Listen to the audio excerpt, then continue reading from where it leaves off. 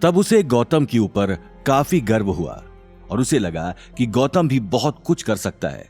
गौतम घायल हालत में अवनी की तरफ बढ़ ही रहा था कि तभी अवनी बेहोश होकर जमीन पर गिर गई। अनिल घबराते हुए कहता है, अवनी क्या हुआ बेटा? पहले तो गौतम को समझ नहीं आया कि अवनी बेहोश क्यों हुई, लेकिन जैसे ही अवनी नीचे गिरी तो उसके पीछे वाली दीवार पर एक शीशा लगा था जिसमें गौतम ने अपने पीछे नील को हाथ में कुल्हाड़ी लेकर अपनी तरफ बढ़ते हुए देखा। क्या वक्त रहते गौतम अवनी और खुद को गायत्री देवी और नील के जाल से बचा पाएगा? क्या गौतम अपना विला बचा पाएगा? जानने के लिए सुनते रहिए। नील दोनों हाथों से कुल्हाड़ी पकड़ के जोर से गौतम पर वार करने ही लगता है कि अनिल गौतम का हाथ पकड़कर उसे अपनी तरफ खींच लेता है, जिसकी वजह से नील दीवार के कोने में जाकर गिरता है। शुक्रिया डैडी जी, अगर आज आप ना होते तो। इससे पहले कि गौतम अपनी बात पूरी करता, नील भूखे भेड़िए की तरह गौतम की तरफ फिर से कुल्हाड़ी लेकर बढ़ता है। गौतम ने जैसे ही नील को अपनी तरफ आते हुए देखा, उसने अपने आसपास टूटे हुए कांच के टुकड़े को उठाया और नील की टांग पर उससे जोर से कट मार दिया, जिसकी वजह से नील के हाथों से कुल्हाड़ी छूट गई और उसका बैलेंस खराब हो गया। गौतम तुम इससे निपटो, तब तक मैं अवनी को होश में लाने की कोशिश करता हूं। गौतम अनिल की बात मानकर नील को घसीटते हुए कमरे के बीचों बीच ले जाता है।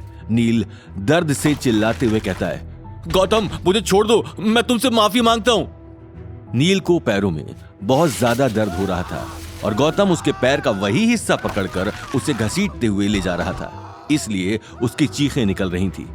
यहां अनिल अवनी को उठाने के लिए उसके हाथ और पैर रगड़ रहा था, लेकिन अवनी टस से मस नहीं हुई।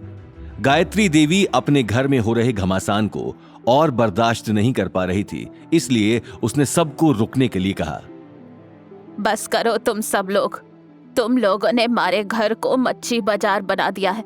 चलो निकलो यहाँ से, मैं अभी तुम लोगों के मुंह नहीं लगना चाहती। अच्छा हुआ आप खुद ही समझ गई, वरना। गौतम को अच्छे से पता था कि गायत्री देवी डर गई थी। वो तुरंत नील को छोड़कर सीधा अवनी के पास भागा। यहां अनिल अवनी को उठाने की बहुत कोशिश कर चुका था, लेकिन उसे होश ही नहीं आ रहा था। गौतम ने अवनी का सफेद चेहरा जैसे ही देखा, वो दौड़कर टेबल से पानी लेकर आया। गौतम ने अवनी के मुंह पर पानी छिड़कते हुए कहा, उठो अवनी उठो। पानी छिड़कने पर अवनी को धीमे धीमे होश आने लगा। अवनी ने होश में आने के बाद कहा, डैड आप ठीक तो है ना? और गौतम तुम भी सही हो ना?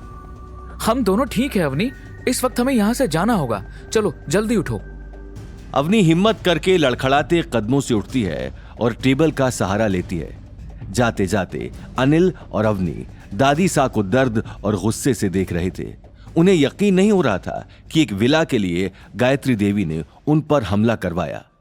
डैड आज के बाद अग्रवाल हाउस से हमारा रिश्ता खत्म। अनिल कुछ नहीं कहता, बस मायूसी से गौतम और अवनी के साथ गेट की तरफ जाने लगता है।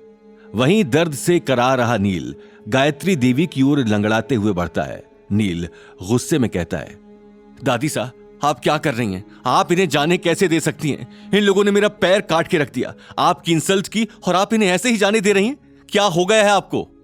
तू चुप हो जा छोरे, देखा नहीं उस गौतम को किसी पागल सांड ने काट रखा था।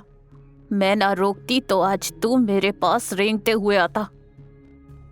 गायत्री देवी अपने गार्ड्स को कॉल करके बाहर से दरवाजा खोलने के लिए कहती हैं।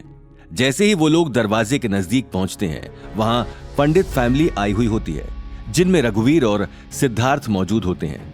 जब रघुवीर की नजर उन तीनों पर पड़ती है तो वो अचानक एक दूसरे को देखकर हैरान हो जाते हैं। रघुवीर पंडित उनसे पूछने लगता है, अरे अनिल जी आप लोग कहां जा रहे हैं और ये आपकी हालत को क्या हुआ? रघुवीर के मुंह से अचानक से ऐसा सवाल सुनकर अनिल हड़बड़ा गया और उसने बात को टालते हुए कहा। अनिल हड़बड़ाते हुए कहता है, नहीं नहीं हम तो कहीं नहीं जा रहे, आप चलिए ना अंदर। रघुवीर और सिद्धार्थ अनिल की बात सुनकर ड्राइंग रूम की ओर बढ़ने लगते हैं। आगे की कहानी जानने के लिए देखिए अगला एपिसोड सिर्फ पॉकेट एफएम के यूट्यूब चैनल पर और रॉयल वारिस के सारे एपिसोड्स को सुनने के लिए डिस्क्रिप्शन में दी लिंक से डाउनलोड करें पॉकेट एफएम ऐप।